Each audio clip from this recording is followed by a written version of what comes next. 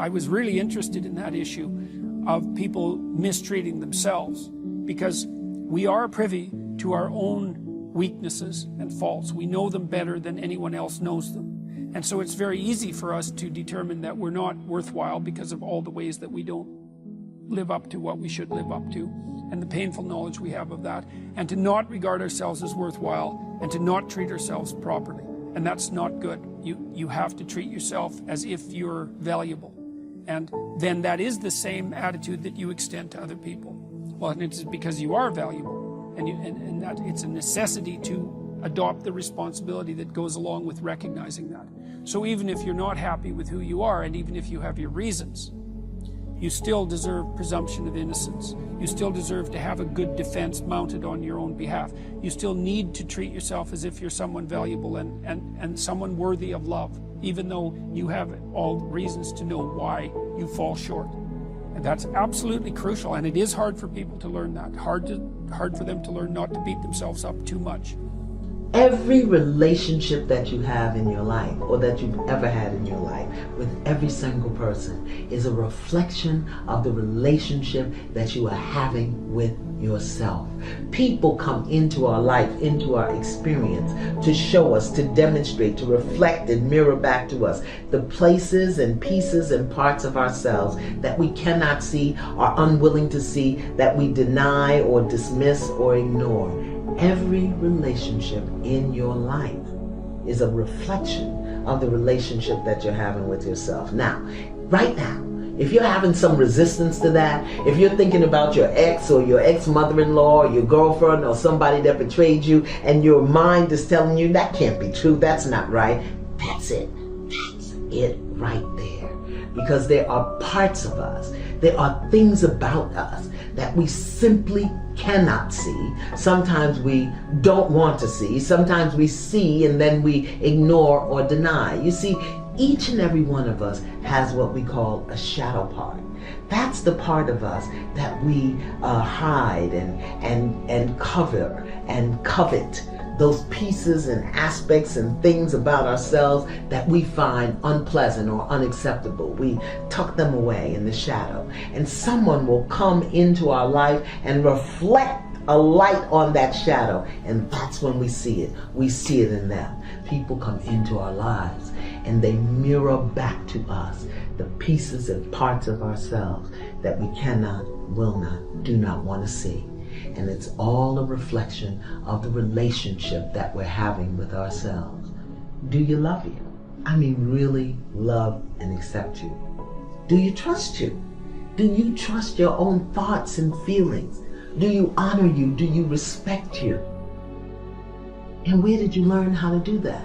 Because so many of us have a disjointed or dysfunctional relationship with ourselves because of what we've seen and what we've been taught and what we've been told. And the relationship that we have with ourselves more often than not mirrors what we've been taught and what we've seen and what we've experienced. But in order to truly grow and evolve in our soul and our way of being, we want to develop a relationship with ourselves, a good, solid, loving, functional relationship with ourselves. So how do you do that, Miss Iyama? How do you develop a relationship with yourself? Well, it starts here. Who am I? Not what do I do. Who am I when the lights are off and I'm naked and I stand before the mirror? Who am I? This is a question you must answer. Not who were you taught to be, who were you told to be, who you think you should be. Who are you? And there's a very simple way to find out. Ask yourself, what are those things about you that come forward, those things that make you tick, those things that pump you up, those things that drag you down? Who am I? You've got to answer that question. And don't judge yourself if you don't know it. So very often we think if we're 30 or 40 or 50 years old, we need to know. But how many of us have really sat and asked the question? We know what we do. We know what is expected of us. We know what our obligations and responsibilities are. But who am I in the middle of the night when I wake up and there's nobody there? Who am I in a crowd of people where I feel uncomfortable? Answer that question. The next step to really developing a healthy relationship with yourself is understanding what matters to you. What do you value? Do you value freedom? Do you value peace? Do you value external validation? How do you discover that? Again, pen to paper. What matters to me is. Because very often we go into relationships and settle for less than we want, deserve, or desire because we don't know what matters to us and we don't know how to ask for it. And more often than not, we don't expect to get it. But when you know who you are, when you know what you value, when you know what matters to you, every relationship that you go into, you will expect and you will receive reciprocation for who you are and what you give and what matters and what you value, because you will attract to you more of who you are. Like draws like. That's just the law. That's how it works. The next step, see yourself. See yourself at your best and see yourself as your worst, and don't judge it. Accept it. Self-acceptance. There are some things about me that I love, and there are some things about me that I'd rather nobody ever knew. But you know what I've learned to do? I've learned to put that stuff out front. I don't hide it. I don't deny it. I don't lie about it. And when it shows up in my face, either in someone else's behavior or when I'm in my stuff, doing my thing, I accept it. Self-acceptance. See yourself. Know yourself. Accept all of who you are without judging it. So very often we think we should be somewhere else, doing something else. We think we should be in another place in life and we should have more. Well, if you don't know who you are and what matters and what values, what you got is what you've created from a lack of knowledge of yourself. See yourself. Know yourself. Accept yourself without judgment. Appreciate yourself. No matter where you are today, you got you there. The good and the not so good. No matter who you are today, you've been with you through it all. Appreciate who you are. And finally, honor yourself. Honor your feelings. Honor your thoughts. Honor your gifts. Honor your strengths. Honor your weaknesses. Work on those things that need to be worked on. Give yourself permission to explore, to stand up, to fall down, to not be perfect all the time. Honor who you are, where you are, what you do, how you do it, and commit yourself to be better. You are a choice-making individual, and that all of the conditions that you find yourself in your life, all of the circumstances of your life, all of the emotional reactions that you have to all of the people and all of the things and events and so on that take place in your life, you can't help the way that you are. You indeed are the product of all of the choices that you've made up until this moment. Circumstances do not make a man, they reveal him. Which means that in order to rid yourself or get past the negativity and the doubt and the judgment and the kinds of emotional reactions that get in your way, you have to put responsibility first and foremost on yourself. You have to rid yourself of the inclination to blame other people for what is wrong with you, to blame your circumstances, to look backwards in your life and look at your family and come up with all kinds of real nice explanations, but they really don't help you to get past these kinds of emotional reactions. There's the invisible part of you, the part of you that processes everything that you experience in your life. This is your mind, your consciousness, your soul, or whatever you want to call it. It doesn't matter what you label it. It's just understanding that how you process and perceive yourself is determined not by what other people tell you, as much as you'd like to believe that, but in fact by how you have chosen to process yourself. Feel good about yourself. Treat yourself, cherish yourself as a valuable, important, significant, grand, divine creature, as someone who is unique and special in all the world.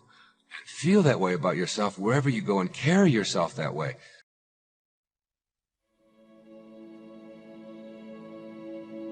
Nothing just happens. Everything you have been through, good and bad. I want you to think about the things in your life that seemingly make no sense. Some of them were painful, some of them were hard to bear. Some of them you're going through right now are very frightening because you have uncertainty and apprehension and anxiety about what's going to happen out of this. And I want you to bathe your soul with these words. Nothing just happens. There's something about going through death and loss and pain and misfortune and adversity. There's something about going through things that don't seem fair to you, that once you go through them, you need to make sense of the madness in your life. Since you can't change what happened and you can't alter what you've been through, at least you need to be able to think that there's some greater good that's going to come out of it. It's what they call bringing closure. But I tell you, there are some times in life where you fall down and you feel like you don't have the strength to get back up. And fear comes in. You know the fear that you have as soon as you walk into the doors of your house. Maybe there's a broken home. Maybe you have doubt in your life. Maybe you don't know for sure what's going to be happening in the future and it scares you. Maybe you're worried about what people think of you, what people say about you.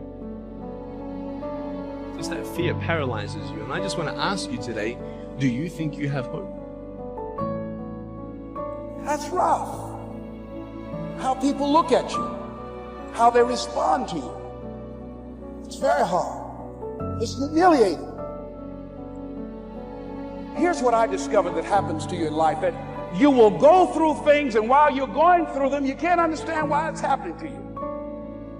But after you go through it, you get back and you look at it and you say, oh, now I understand why I needed that lesson. I couldn't understand it then.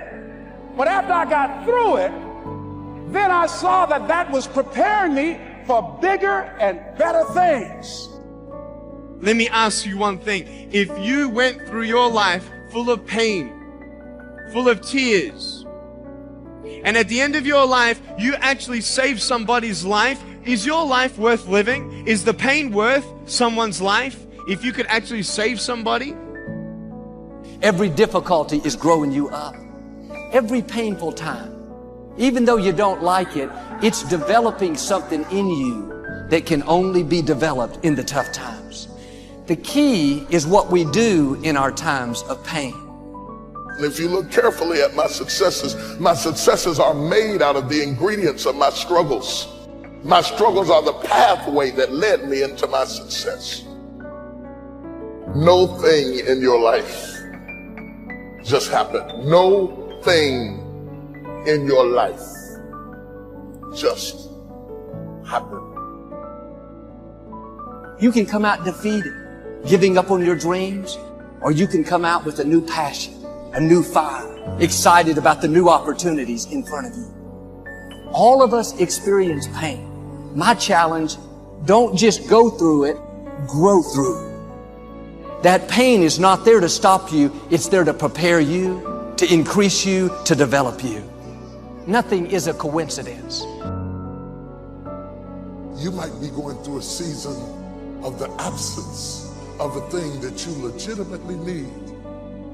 You might have to go up without what your neighbors have, but it's not over.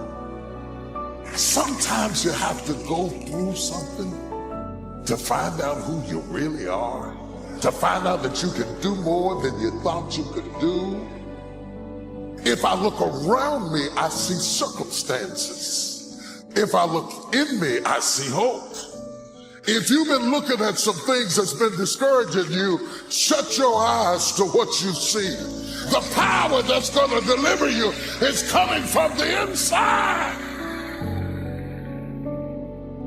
I just want to stop and thank God that He allowed me to go through my changes in the darkness. I'm better. I'm better than I was when I went down. I'm better for it. I didn't like it, but I'm better for it. You see, I was planted in a dark place, but I'm better for it. Every time you go through something dark, remember you've been planted, not been buried. And when you come up, touch somebody and tell them I'm coming up. I've been wanting to be on TV since I was 10 years old. You know how old I was before I got on TV? 38. 28 years after I wrote it on the paper, I want to be on TV. It took me 28 years to get on TV. But it happened at an appointed time. I just never gave up the faith. I kept going because I didn't know how to quit. Because I know if I quit, it cannot happen. But if you stay with it, you have no idea what can happen for you. You can't quit, man. You got to stay with it. Somebody having it way harder than you, and they didn't give up. Just because you don't see anything happening doesn't mean God is not working. It's just a matter of time before your appointing shows up. Too often we have the anointing, but we get discouraged by the process. We don't like when we're not making progress, not being treated right. When you're tempted to give up, you have to remind yourself it's all a part of the process. Don't run away from the process. The process is not working against you, it's working for you. It's getting you prepared. Don't let disappointments talk you out of it. Don't let delays convince you it's not going to happen. You've come too far to stop now. Keep your joy in tough times. When life throws you a curve, it's taking longer than you thought, remind yourself it's only temporary. Don't fall into self-pity. Keep looking forward. The joy is coming. The dream is coming. The breakthrough is on the way. Don't get discouraged thinking that you're falling behind.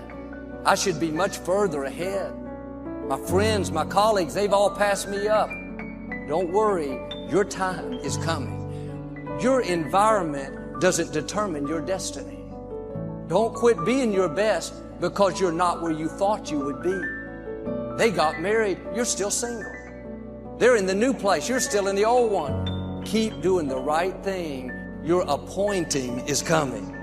You're going to come to the place where God says, all right, you're prepared. You've done your part, now let me do my part. Let me propel you into your purpose. You have trouble being resilient because you think everything works like laptops, like computers, and you try thing after thing after thing because you think that trying something for a little while ought to bring you a big return. It does not work like that. Some stuff takes time. Greatness takes time.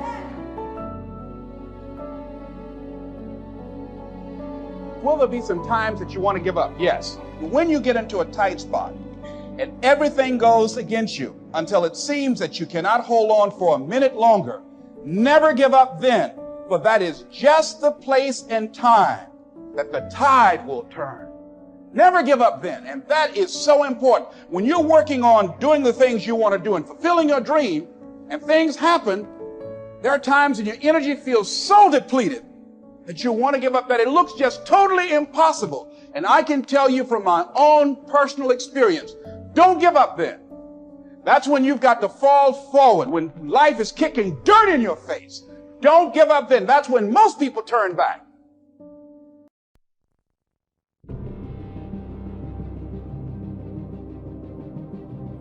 I'm a college dropout. I was homeless, lived in a car for 3 years. I've lost every single thing I had, family included. I've been written off so many times. But today, the person that you sitting in front of you is a process.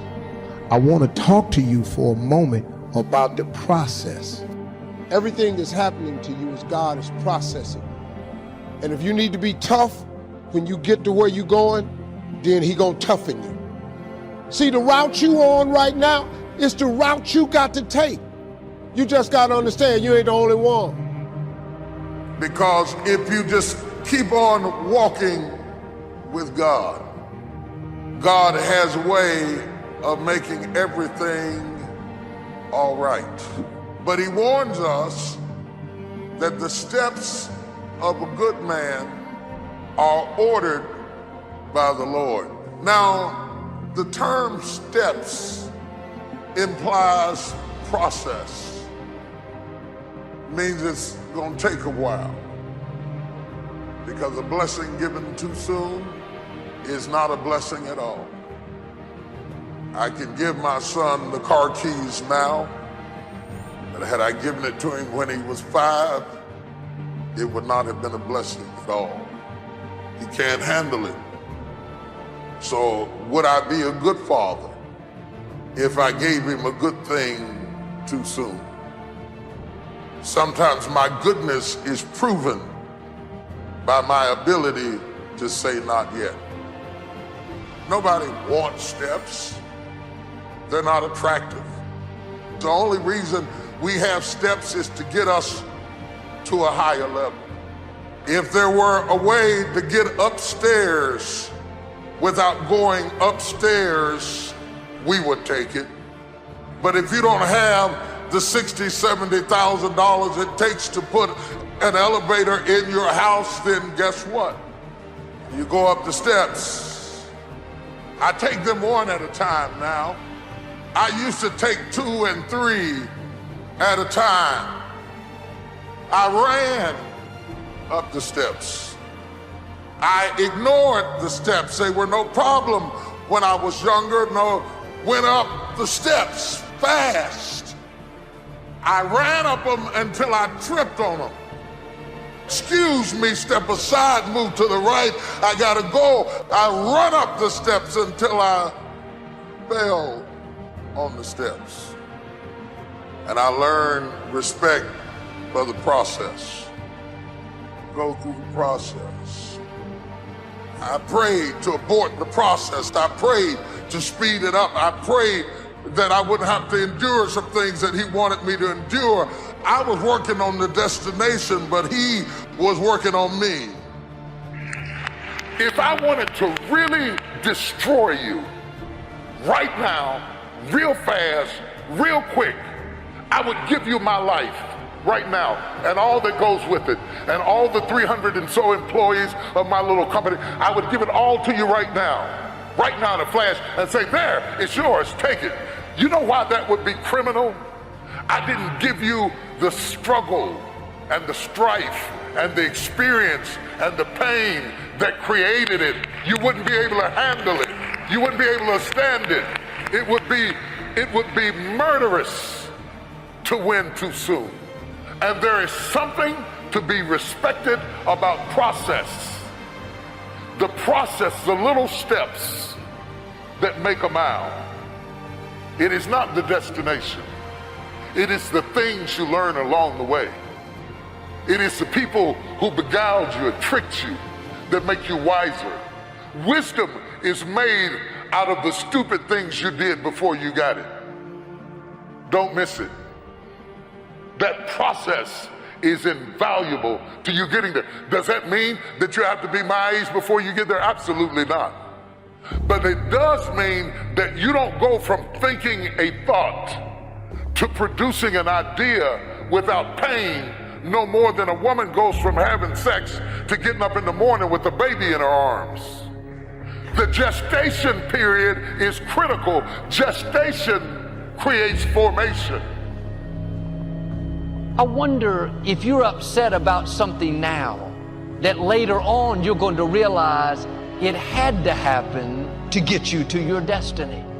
It wasn't fair, but God used it to connect the dots.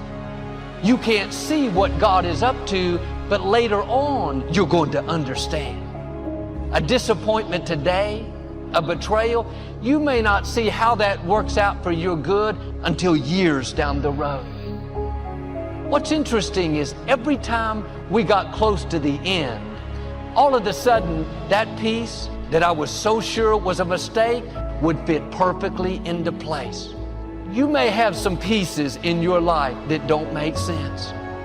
Why did that person walk out of a relationship? By itself, that piece doesn't fit. You have to wait for the other pieces to come together. God is in the process of connecting the dots in your life. Trust Him when the piece doesn't make sense. When God designed the plan for your life, He didn't accidentally put in a wrong piece. He didn't leave something out. You have been fearfully and wonderfully made. Everything is serving His plan. He never said, you're going to understand everything. It's all going to make sense. He said, my ways are not your ways. You have to trust Him when you don't understand. God is working behind the scenes in your life right now.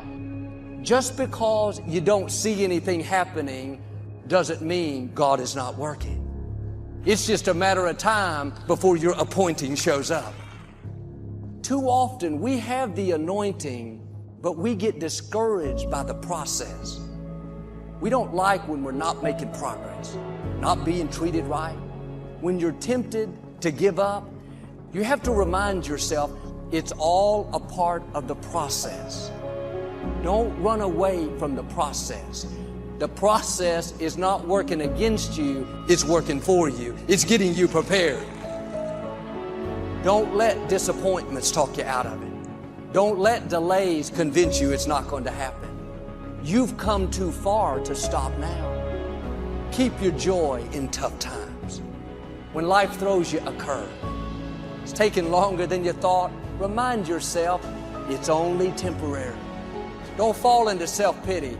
Keep looking forward. The joy is coming. The dream is coming. The breakthrough is on the way.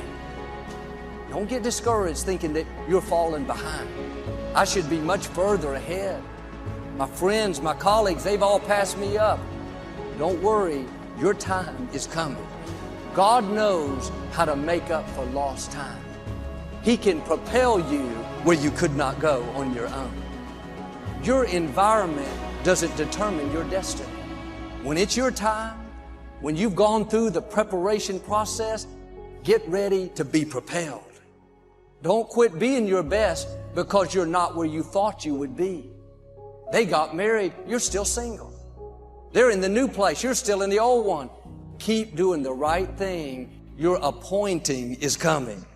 You're going to come to the place where God says, all right, you're prepared. You've done your part. Now let me do my part. Let me propel you into your purpose. Making those hard decisions right now that you don't want to make. Learning those things that you don't like to do. But you know that in order for you to get where you want to go, this is one of the hoops that you have to flip through. And I'm saying to you, whatever you got to do it, because if you don't, life is going to whoop you until you surrender and say, okay, all right. I cooperate. Okay, I learned. Okay. It had to wear me out a long time. So if it's hard, then do it hard. Now, how do you hang in there during the hard, difficult times? Les, you must have faith. You've got to believe in yourself. You've got to believe in your abilities. You've got to believe in your service, your company, your ideas, unquestionably. You've got to have faith, and that faith gives you patience. That it's not going to happen as quickly as you want it to happen. A lot of things are going to happen that will catch you off guard. And so therefore you've got to deal with and handle it as it comes.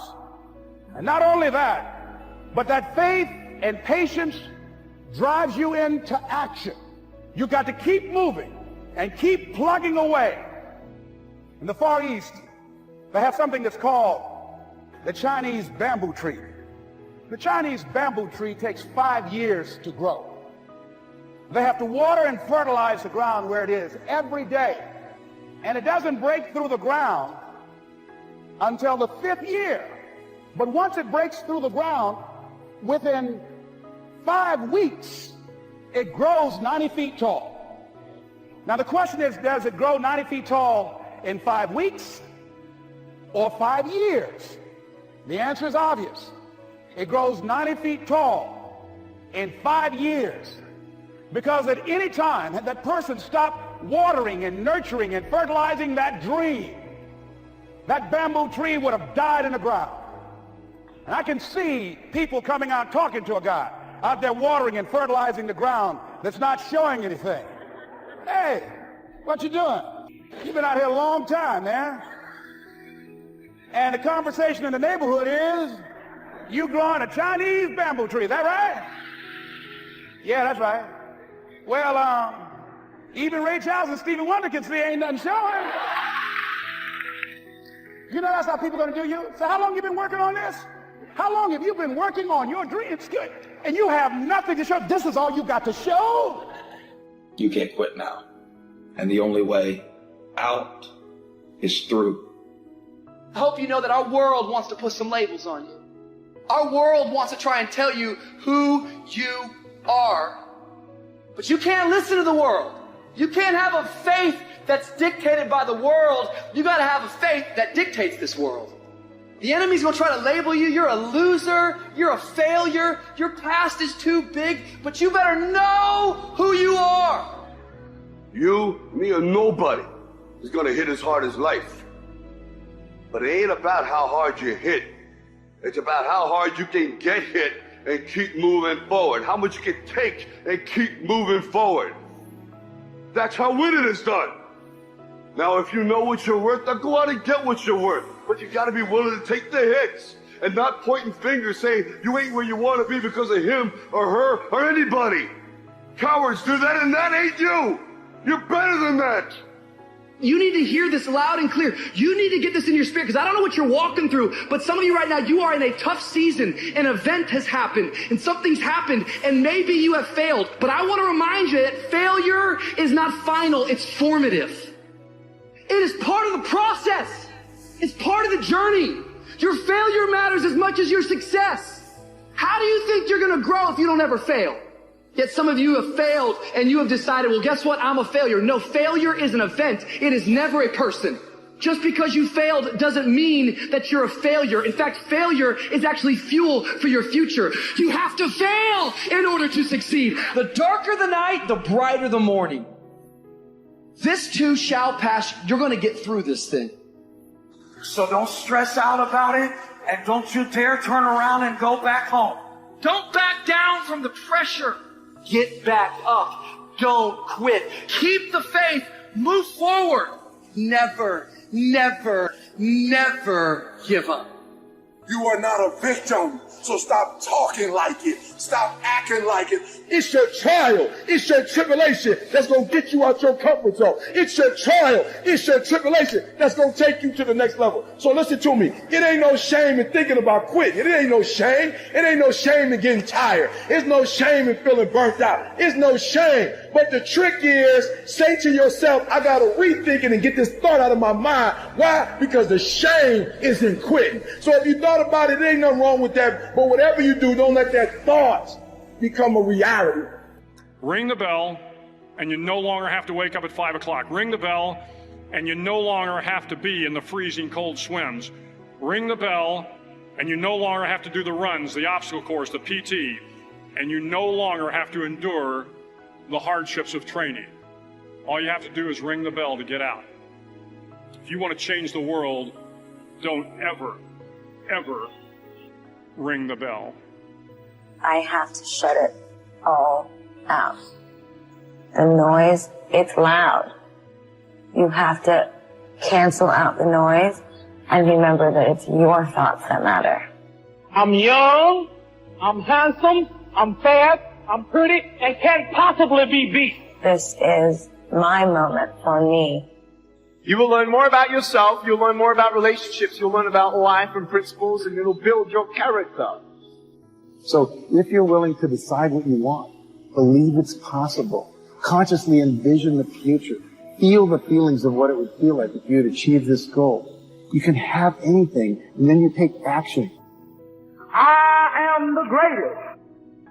Even though I was having these troubles at home, and even though I had no job, you know what I mean, or whatever, didn't know what I was doing. If it didn't happen, it didn't happen, but I still was able to feel like it was. Isn't it like a kid would use his imagination? I was basically just using my imagination. Some people can see farther than others. We all live in our own world of limitations. Some people can see farther than others. I have a big vision. I put a lot of effort, a lot of sacrifice in things I do. If I don't do it, it means I don't believe in it. In this, I believe very strong, and I will not give up until I'm top of the world. So that's the way it works. You aim for the top, you don't aim for the second. Second place is the first place among the last ones, and that's not my target. I try to do it almost every day. This is why I'm in the top level many years, because I do it extra outside. When I'm 12 years old, most of the people told, Cristiano, you are a very good talent player, but you are very skinny, very slim. And I put it in my mind, the body we can improve. You can improve. You go to gym, dedication and hard work, you can improve. So I'll improve myself. A lot of times people believe in certain things, but they keep to themselves. They don't put it out there and truly believe in it. If you become vocal with it, you are creating that law of attraction, and it will become reality. I want you to see yourself doing what you want to do, experiencing what you want to experience.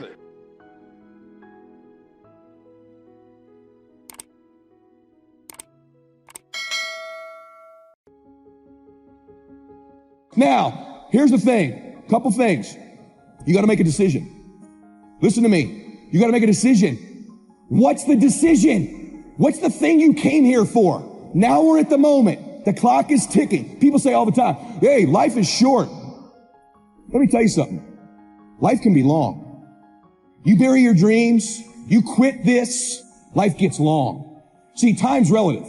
2 minutes of you being with your sweetie, doing whatever you like to do with them, that can go by quick, right? What's about the last 2 minutes on a treadmill? Does that not seem like it goes by for like 4 hours, right? So if you're enjoying it, it's short. If it's painful, it's long. Life can be long. You want a life that feels like it's flying by. You want a life like I have right now where I go, can I just press pause? Can I just press pause? It's so good. It's so great. It's so rewarding. It's so awesome. But I don't really want to press pause because I know it can get better. So what's the decision? What have you been sitting on? What is it? Is it, people are texting me, hey Ed, I submitted my resignation last night. I'm coming full time. I walked away from a 6-figure job. Is that the decision? Is it the decision to finally get serious? Is it the decision to get licensed? Is it the decision to stop worrying about what people think? Is it the decision to become a great closer? Is it the decision to something in a relationship you have you need to get out or into? It's only a thought if you don't take an action. The difference between a thought and a decision is an action. So we know, and you just decided, and you know what it is. You know what it is. You will have really decided if within this next hour you took some step towards it. Something. A note you write, a text you send, a decision you've made, something you do that you follow up with the action to make it real. So he comes down to the Jordan. This time it's the Jordan, not the Red Sea. The conditions have changed, but it's still the same thing. The water is the obstacle. And he comes down to the water with the promise of God. And he comes to the Jordan River, and nothing happens. This is the moment. This is the moment that proves the authenticity of his leadership. This is the moment that he gets the public validation of a majestical move of God that shuts every mouth as to the authenticity of his calling. And he comes down to the brink of the swelling Jordan, and nothing happens. And the priests are behind him, and the people are behind him, and the promise of God is before him, and nothing happens. What do you do when it's your moment and nothing happens? What do you do after fighting to get to the door and you finally get to the door and nothing happens? What do you do when it's your moment and it doesn't work? This text is not about what worked. It's about what didn't. If God was going to do with him what he did with Moses, he should have gotten to the edge of the Jordan, raised up his rod, and the waters went hither and thither. He walked to the edge of the swelling Jordan, and nothing happened. Can you imagine what the crowd was saying behind him? Can't you almost feel the beating of his heart and the rushing of blood to his face, because he has told him that God was with him? And still there is no move from heaven. There is no wind. There is no blowing. There is no water parting. Everything is acting as if he had no anointing at all. It is in this moment that he must decide what you must decide right now. This moment in your life that you have come down to a critical point and nothing is happening. You have to decide, are you going to tuck your tail and turn your head and go back? Or are you going to step down into the water? Now God said, as I was with Moses, so shall I be with you. But he didn't say, I'm going to do with you what I did with Moses. He just said, I'm going to be with you as I was with Moses. So he had to step down into the water. My God, look at his faith. Suppose nothing happens. When I think about the three pillars of something that would be your anchor, a foundation to drive you into the future, to live a big dream, to live a big life, a mindset, what you think about, you bring about. You know, as a man thinketh, so is he. Dr. Carter G. Woodson said that if you can determine what a man shall think, you never have to concern yourself with what he will do. He said, if you can make a man feel inferior, you never have to compel him to seek an inferior status, for he will seek it himself. And if you can make a man feel justly an outcast, you never have to order him to go to the back door. He'll go without being told. If there's no door, his very nature will demand one. And I think that in many cases, governments and religious institutions have really unwittingly crushed the dreams and aspirations and the visions that people had of themselves. Not all, but a lot of them. And I think it's incumbent upon the individual to take responsibility, to develop yourself, to expand your mind and your vision, to seek out experiences. You know, Helen Keller said life should be a daring adventure, it's boring. And start to dream. What do you want? What do you really want for your life? I remember going to Auschwitz and walking down the halls in the Nazi German concentration camps and seeing the pictures of men and women who had dreams. And these people were exterminated. And one of the things that I heard in my mind when I reflected on a book written by Viktor Frankl, who was there, he said, if you know the why for living, you can endure almost anyhow. And he talked about the people who were able to survive the inexpressible cruelties of Nazism, those who either believed in God or had someone that they loved that they were determined to see, or some cause bigger than themselves. And in my case, my goal was to buy my mother a home. That was my big dream. And that caused me to read things and to listen to things, to fuel my imagination. And then to develop my skills to becoming a voice of influence. And the other thing that's important is creating a community of collaborative, achievement-driven, supportive relationships. And it started with a man, Mr. Washington, who said, a high school teacher, someone's opinion of you does not have to become your reality. It could start with one person, and then it goes from there.